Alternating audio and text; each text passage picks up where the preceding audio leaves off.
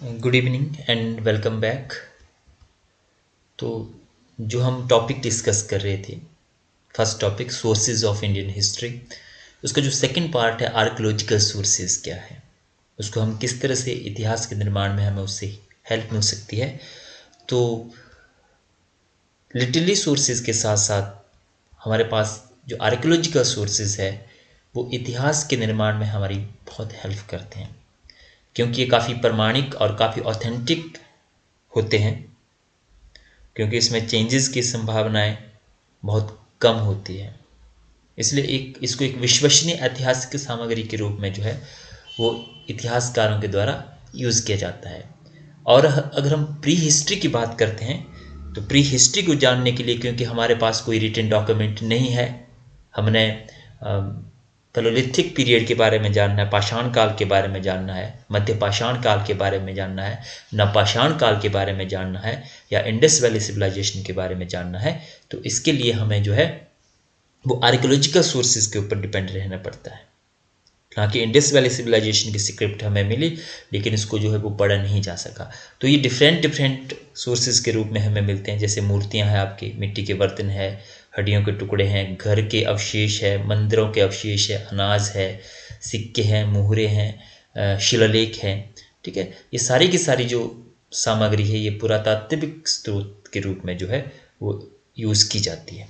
तो पुरातात्विक साक्ष्य जो है जिससे हम प्राग ऐतिहासिक काल का अध्ययन करने में सक्षम होते हैं। ठीक है, और भारत में पुरातात्व के आधार पर ही जो आदि इतिहास है, जो प्रोटो हिस्ट्री है आपकी, उसका भी निर्माण इसमें किया जाता है। ठीक है, तो इसमें फॉर एग्जांपल हम बात करें कि जो सिक्के जो हैं उसमें जैसे इंडो ग्रीक के जो सिक्के फर्स्ट लेख युक्त जो सिक्के थे वो इनके द्वारा जारी किए गए, इनसे भी काफ़ी सारी ऐतिहासिक जानकारी हमें जो है वो मिलती है। इसके साथ साथ 1921 में जब इंडस वैली सिविलाइजेशन की खोज हुई तो हड़प्पा और मोहनजोदड़ो की खुदाई से जो है ये पता लगा। इससे पहले ये माना जाता था कि वैदिक सभ्यता जो है वो सबसे प्राचीन सभ्यता है, लेकिन इसकी खुदाई के बाद जब रेडियो कार्बन 14 से इसकी डेटिंग की गई तो ये पता चला कि आज से 5000 वर्ष पहले जो है वो वैदिक सभ्यता से पहले एक उन्नत किस्म की सभ्यता जो है वो भारत में हुआ करती थी। ठीक है, तो इस तरह से ये उत्खनन जो है इसमें बहुत सारे जो पुरातात्विक तरीके, उत्खनन और अन्वेषण जैसे पुरातात्विक तरीके जो वो महत्वपूर्ण है। ठीक है, तो इस तरह से आपका जो पुरातात्विक स्रोत है ये अलग अलग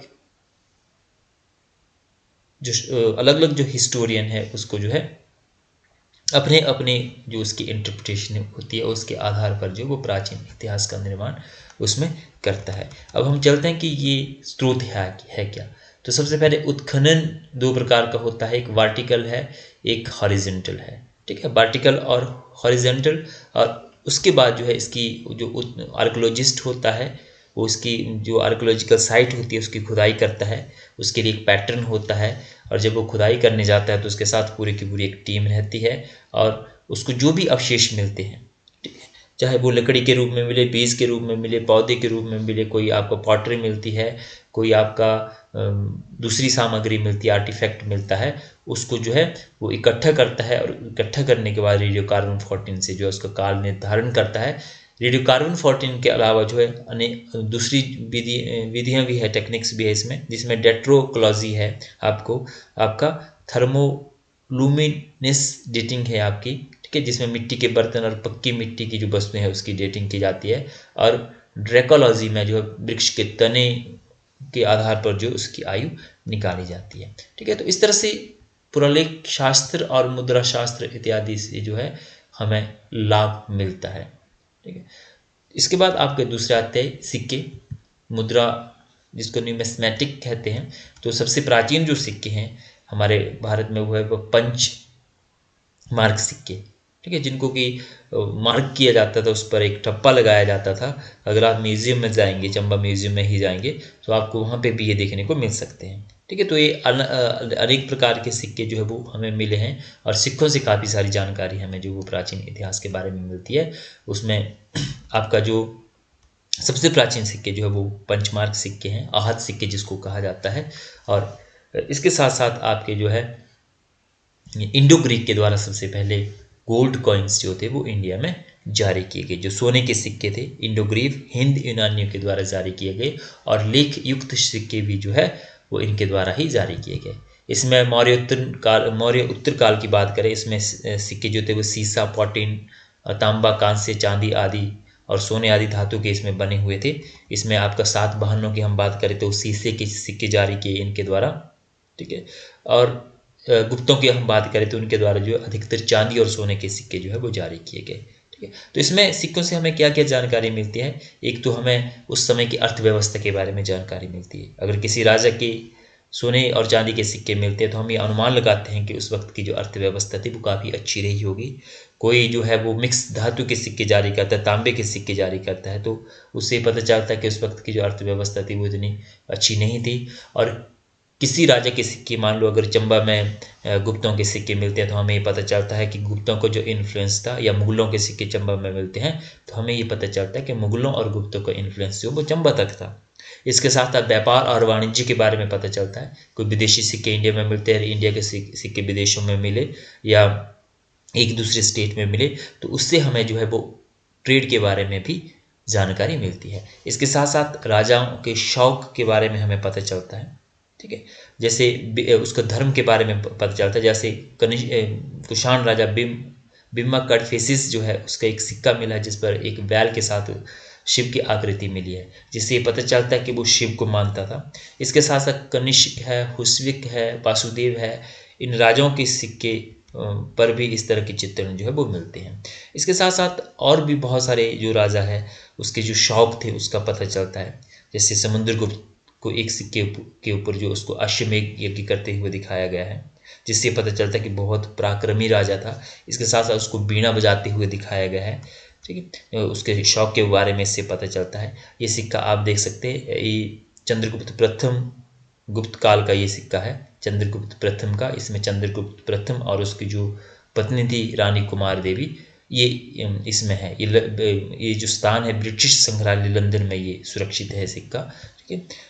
इसके साथ साथ उसके संबंध के बारे में पता चलता है हमारे को, ठीक है। बहुत सारे सिक्कों पे डेट्स दी गई है जब लिखना शुरू किया गया सिक्कों के ऊपर, तो सिक्के जो है एक महत्वपूर्ण जानकारी के रूप में हमारे सामने है। तो क्वेश्चन कई बार आपको शॉर्ट क्वेश्चन आ जाता है कि सिक्कों का ऐतिहासिक महत्व क्या है, उसको किस तरह से आप यूज़ कर सकते हैं। इसके बाद इंस्क्रिप्शन आते हैं आपके, शिलालेख। अलग अलग राजाओं के द्वारा जो है शिलालेख जो थे वो लिखवाए गए, जिसमें अशोक के द्वारा बहुत सारे शिलालेख पत्थरों के ऊपर जो भी लिखवाए गए, जो राज आज्ञाएं थी, वो पब्लिक के लिए क्या मैसेज देना चाहता था, उसको अशोक क्या करता था, जहाँ से रास्ता गुजरता था, जहाँ से लोग आते जाते थे, वहाँ पे जो चट्टानें होती थी उस चट्टानों के ऊपर जो है इन लेखों को खुदवाया जाता था, ठीक है। तो ये ब्राह्मी लिपि में मेनली अशोक के जो लेख मिले हैं। इसके अलावा खरोष्टी लिपि में मिले हैं, अरामाइक में मिले हैं, ठीक है। लेकिन सबसे ज़्यादा जो लेख मिले हैं वो है ब्राह्मी लिपि में, ठीक है। तो इससे अशोका के बारे में, एक तो मौर्य काल के बारे में जानकारी मिलती है, और इसके साथ साथ जो है उसका उस वक्त की व्यवस्था कैसी थी उसके बारे में भी हमें जो है वो जानकारी मिलती है। तो शिलालेख जो है, इंस्क्रिप्शन जो है अलग अलग राजाओं के द्वारा जारी किए गए, इससे हमें काफ़ी महत्वपूर्ण जानकारी प्राचीन इतिहास के बारे में मिलती है, जिसमें आपके पल्लव है, चालुक्य है, चोल है, इनके जो भूमि अनुदान की बारे में हमें जानकारी मिलती है।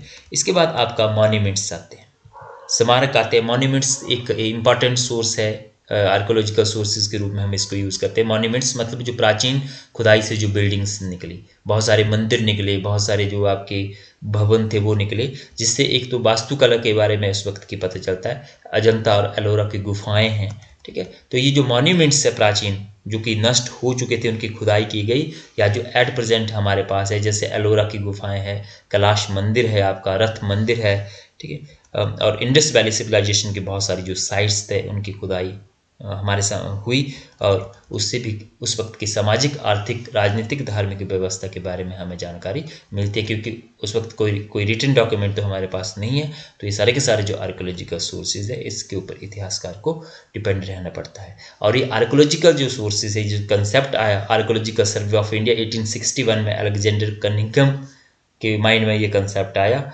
और उन्होंने एक एक डिपार्टमेंट बनाया जिसको कि आर्कोलॉजिकल सर्वे ऑफ इंडिया नाम दिया गया। और इसका जो काम था, जो प्राचीन जो धरोहर थी हमारे, जो मॉन्यूमेंट्स थे, उसको संरक्षित करना जो है इसका काम था। और आज की डेट में भी जो जब आप किसी मंदिर के बाहर जाते, किसी हिस्टोरिकल पैलेस के बाहर जाते हैं या कोई ऐसी साइट्स या कोई फोर्ट है वहाँ जाते हैं, तो वहाँ पे एक बोर्ड लगा हुआ रहता है आर्कोलॉजिकल सर्वे ऑफ इंडिया, उसकी कुछ इंस्ट्रक्शन जो है वो लिखी होती है। ठीक है। इसके बाद आपके जो फॉरेन ट्रैवलर आए इंडिया में, उसके कुछ वृत्तांत थे, बहुत सारे ट्रैवलर इंडिया में आए। ठीक है। और ये जो आपका अशोक के जो अभिलेख थे, ये मैं बताना भूल गया, इसको पढ़ने का जो श्रेय है 1837 में जो जेम्स प्रिंसेप को जाता है। तो अकाउंट्स ऑफ फॉरेन ट्रैवलर्स, ये भी एक इम्पॉर्टेंट हिस्टोरिकल सोर्सेज के रूप में हमारे पास है कि जो भारत में जो विदेशी आए, उसमें चंद्रगुप्त मौर्य की बात करें तो उसके टाइम में मैगस्थनीज जो है सेल्यूकस का एक एम्बेसडर बन के आया, एक दूत बन के आया, चंद्रगुप्त मौर्य के दरबार में रहा, और इसने जो है एक ग्रंथ लिखा जिसको कि इंडिका कहा गया है। ये मूल रूप से तो नहीं है, लेकिन इसकी कुछ एक पार्ट जो है बाद में डायमिकस और डायनेसिस जैसे ये लोग भी आए इंडिया में। ठीक है। तो मैगस्थीन की जो इंडिका थी वो ओरिजिनली नहीं है, लेकिन इसके कुछ अंश जो है बाद के जो ग्रीक आए उन्होंने जो है अपने लेखों में इसका जिक्र किया है। ठीक। तो इसमें जो है चंद्रगुप्त मौर्य और मौर्य साम्राज्य के बारे में जो काफ़ी सारी इन्फॉर्मेशन हमें इंडिका से मिलती है। इसके बाद आपका पेरिप्लस ऑफ द एरिथ्रियन सी, एक अज्ञात नाविक ने लिखी है ये, जिसमें समुद्री यात्रा के बारे में बताया गया है। ठीक है। इसके साथ साथ आपका और भी बहुत सारे ट्रैवलर्स जो है वो इंडिया में आए। हेरोडोटस, ठीक है, हेरोडोटस जो है भारत और फारस के बीच के जो संबंध थे, जो विदेशी इतिहासकार, जो फॉरेन ट्रैवलर्स थे या जो विदेशी इतिहासकार थे, उन्होंने भी कहीं ना कहीं इंडिया का जिक्र किया है। उसमें हेरोडोटस हिस्टोरी का जो है उसका जो ग्रंथ था, उसमें भारत और फारस के बीच संबंधों का ये जिक्र करता है। तो चीनी ट्रैवलर्स की हम बात करते हैं इसमें। ठीक है। तो टाइम टू टाइम चाइनीज़ जो ट्रैवलर थे वो इंडिया में आए, मेनली आपका बुद्धिज़्म जो था उसको स्टडी करने के लिए आए। तो उसमें फाइयान 50th सेंचुरी में इंडिया आया। ठीक है। जिसने कि फोको की लिखी, चंद्रगुप्त सेकंड के दरबार में रहा। इसके बाद हर्षवर्धन के टाइम में हिंसांग आया, इसने जो है वो शिव की लिखी, जो कि उस वक्त के तत्कालीन व्यवस्था के बारे में जानकारी देता है। और इस 17th सेंचुरी में आया। तो ये जो बौद्ध भिक्षु इंडिया में आया, इन्होंने बौद्ध के जो पवित्र स्थल थे उसका भ्रमण किया और उस वक्त की तत्कालीन राजनीतिक, सामाजिक, धार्मिक और आर्थिक परिस्थितियां जो थी उसके बारे में काफ़ी सारी इन्फॉर्मेशन इनके द्वारा दी गई। यहाँ पे आप देख सकते हैं। ठीक है। इसके साथ साथ कुछ मुस्लिम आक्रमणकारी जब आए, उनके साथ भी बहुत सारे यात्री इंडिया में आए जिन्होंने कि बहुत सारे ग्रंथ लिखे, जिसमें अबू रिहान अलवेरूनी के नाम से जानते हैं इसको। ठीक है। तो इन्होंने भी काफ़ी सारे इन्फॉर्मेशन जो है वो इंडिया के बारे में देने की कोशिश की है अपने जो इसके ग्रंथ है। ठीक है। तो इस तरह से आपका इनकी जो मेन इम्पॉर्टेंट रचना है तहकीक हिंद, इन्होंने भारत की लिपियाँ, विज्ञान, भूगोल, ज्योतिष, खगोल विज्ञान, धर्म, साहित्य, विश्वास, रीति रिवाज, धर्म, त्यौहार, अनुष्ठान थे, आपके समाज के मानदंड थे, कानून जैसे विषयों को इसमें शामिल किया गया है। ठीक है। तो ये अलवेरूनी की ये जो रचना है तहकीक हिंद, एक 11वीं सेंचुरी के एक बहुमूल्य ऐतिहासिक स्रोत के रूप में जो है हम इसको यूज़ करते हैं। ठीक है। इसके साथ साथ और भी बहुत सारे ट्रैवलर आए बाद में भी, मुस्लिम ट्रैवलर इंडिया में आए, जिसमें मिन्हाज उद सिराज, ताबके नासिरी इनके द्वारा लिखी गई, जो कि मध्यकालीन इतिहास के बारे में जो काफ़ी इन्फॉर्मेशन हमें देती है। ज़ियाउद्दीन वर्नी, तारीख़ फ़िरोज़ शाही, मोहम्मद कासिम फरिश्ता, गुलशन इब्राहिमी, इस तरह के बहुत सारे, अबुल फजल, आईन अकबरी या अकबरनामा, निज़ामुद्दीन अहमद द्वारा लिखित तबकात अकबरी, इस तरह के बहुत सारे जो दरबारी थे, जो इस तरह के जो लोग थे। उसके बाद आपके अंग्रेज़ आए, फ्रेंच आए, डच आए, इन्होंने शाहजहां और औरंगज़ेब और गुप्ता पीरियड के बारे में काफ़ी सारी इन्फॉर्मेशन जो है वो हमें देते हैं ये। तो इससे मध्यकालीन और कुछ प्राचीन काल के बारे में हमें जो है जो फॉरेन ट्रैवलर्स थे या जो फॉरेन जो राइटर थे उनकी रचनाओं से भी हमें जो है वो काफ़ी सारी इन्फॉर्मेशन हमें मिलती है। तो इसमें आपके क्वेश्चन मिलता है कि पुरातत्व क्या है। पुरातत्व क्या है और प्राचीन भारतीय इतिहास के पुनर्निर्माण में जो पुरातात्विक स्रोतों की गणना जो है वो कैसे की जाती है, उसको किस तरह से यूज़ किया जाता है। तो इस तरह से के क्वेश्चंस जो है वो आपको एग्ज़ाम में आ सकते हैं।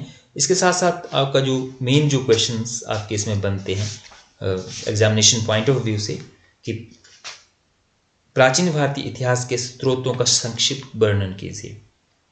ठीक है, तो अगर ये इस तरह से क्वेश्चन आता है तो आपको थोड़ा थोड़ा करके सारे के सारे सोर्सेज देने हैं। आपने हेडिंग बनाना है। फर्स्ट हेडिंग आपका आएगा साहित्यिक स्रोत, उसके नीचे आपने सब हेडिंग बनाने हैं। सेकंड हेडिंग आपने बनाना है पुरातात्विक स्रोत, या आप पुरातात्विक स्रोत पहले बना लीजिए या वो आपकी मर्जी पे डिपेंड करता है। ठीक है, उसके बाद आपने आना है अकाउंट्स ऑफ फॉरेन ट्रैवलर या विदेशी इतिहास, विदेशी जो राइटर्स थे उनके अकाउंट्स क्या बोलते हैं, उस तरह से आपने उसके फिर सब पॉइंट आगे बनाने हैं। और इसके साथ साथ आपको क्वेश्चन आ सकता है कि आपके विचार में जो है प्राचीन भारत के स्रोत जो है वो अपर्याप्त और अनिश्चित होने के क्या कारण है, और प्राचीन भारतीय इतिहास के विभिन्न स्रोतों का आलोचनात्मक ढंग से मूल्यांकन कीजिए। और अगर आपको पूछते हैं पर्टिकुलर कि पुरातात्विक स्रोत के बारे में बताइए या साहित्यिक स्रोत के बारे में बताइए, तो आपने बाकी कहानी नहीं लिखनी है, आपने इंट्रोडक्शन से शुरू करके सीधे ही आपने पॉइंट पे आना है जो आपसे पूछा गया है। तो ये टॉपिक आपका जो है वो ख़त्म हुआ। आई होप इससे आपको हेल्प मिली होगी। नेक्स्ट जो टॉपिक है आपका जब हम डिस्कस करेंगे तो वो मैं आपके लिए लेकर आऊँगा। Thank you very much. Video आपको पसंद आया है तो लाइक कीजिए, शेयर कीजिए और चैनल को सब्सक्राइब जरूर कीजिए। Thank you very much.